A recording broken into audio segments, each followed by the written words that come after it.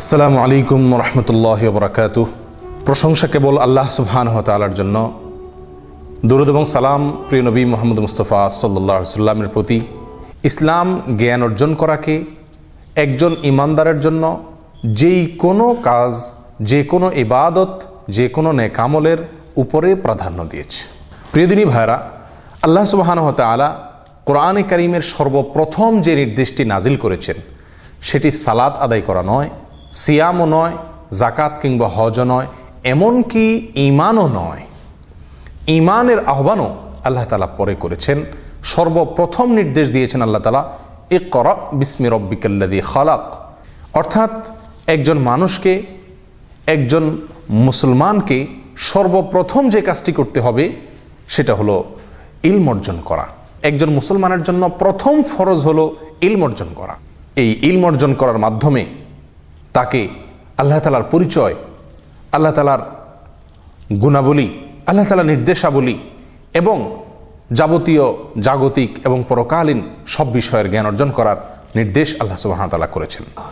আল্লাহ রাসূল সাল্লাল্লাহু আলাইহি ওয়াসাল্লাম বলেন, যে ব্যক্তি ইলম অর্জন করার যে কোনো উপায়, যে কোনো পদ্ধতি, একটি পদ্ধতি অন্তত যে কোনো সে অবলম্বন করবেন এবং সে পদ্ধতিতে তিনি ইলম শেখা শুরু করবেন, সে উপায় অবলম্বন করে ইলম শিখতে আরম্ভ করবেন, সাহালাল্লাহু লাহু তারিকান ইলাল জান্নাহ, ওই ব্যক্তির জন্য আল্লাহ তাআলা জান্নাতে যাওয়ার পথকে সহজ করে দিবেন।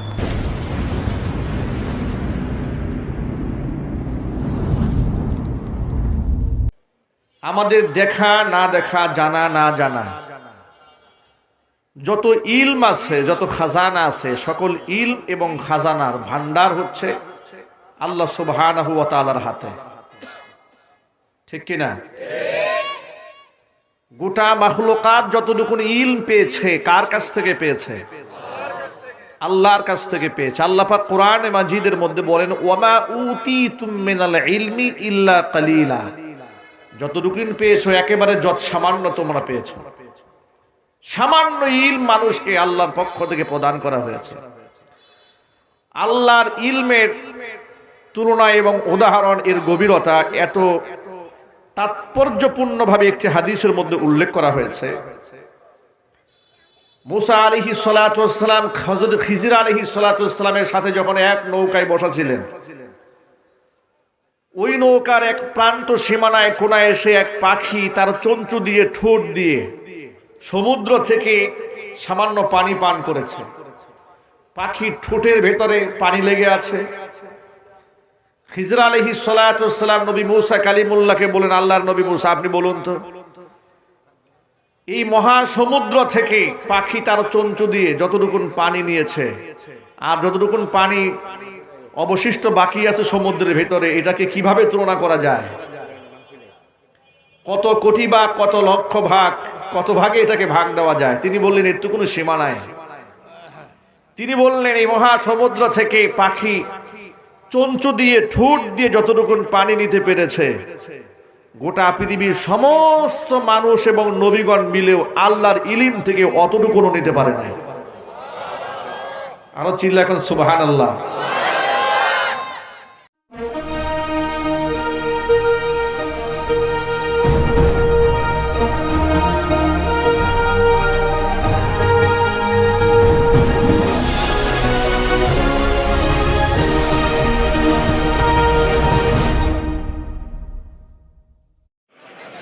হাদিস শুনেন, রাসূল বলেন, লা ইয়াকুদু কওমুন ইয়াযকুরুনাল্লাহা ইল্লা হাফাতহুমুল মালায়েকা ওয়া গাশিয়াতহুমুর রাহমা ওয়া নাযালাত আলাইহিমুস সাকিনা ওয়া যাকারাহুমুল্লাহু ফীমান ইনদা। আল্লাহর রাসূল সাল্লাল্লাহু আলাইহি ওয়াসাল্লাম 1400 বছর আগে বলে গেছেন, আমার উম্মতেরা শুনে রাখো, তোমাদের মধ্যে যদি কিছু মানুষ মসজিদে একত্রিত হয় অথবা মাদ্রাসার মাঠে একত্রিত হয়, তারা একত্রিত হয়ে আল্লাহর কথা, রাসূলের কথা, কোরআন সুন্নাহর কথা আলোচনা করে, লা ইয়াকুদু কওমুন ইয়াযকুরুনাল্লাহ, আল্লাহ এবং তার রাসূলের কথাকে তারা আলোচনা করে, ইল্লা হাফাতহুমুল মালায়েকা, ওই জায়গার চতুর্পাশ দিয়ে ফেরেশতারা ঘেরাও করে নেয়, ওয়া নাযালাত আলাইহিমুস সাকিনা, আল্লাহর পক্ষ থেকে তাদের উপর রহমত নাজিল হতেই থাকে, ওয়া গাশিয়াতহুমুর রাহমা ওয়া যাকারাহুমুল্লাহু ফীমান ইনদা, আল্লাহ পাক রব্বুল আলামিন বলেন, বান্দা এই দুনিয়াতে এই প্যান্ডেলে এই জমিনে বসে তুমি আমার আলোচনা করো, আমার কাছের ফেরেশতা যারা আছে আমি তাদেরকে ডেকে বলিও আমার ফেরেশতারা শোনো। এই শোনা দিয়া মসজিদের সামনে মাদ্রাসার মাঠে এই গরমের মধ্যে কিছু আমার প্রেমিকরা বসে আছে, আপনারা এই জায়গায় আল্লাহ শব্দ বলেন, আল্লাহ তাদের কাছের ফেরেশতাদের কাছে আপনাদের কথা আলোচনা করে।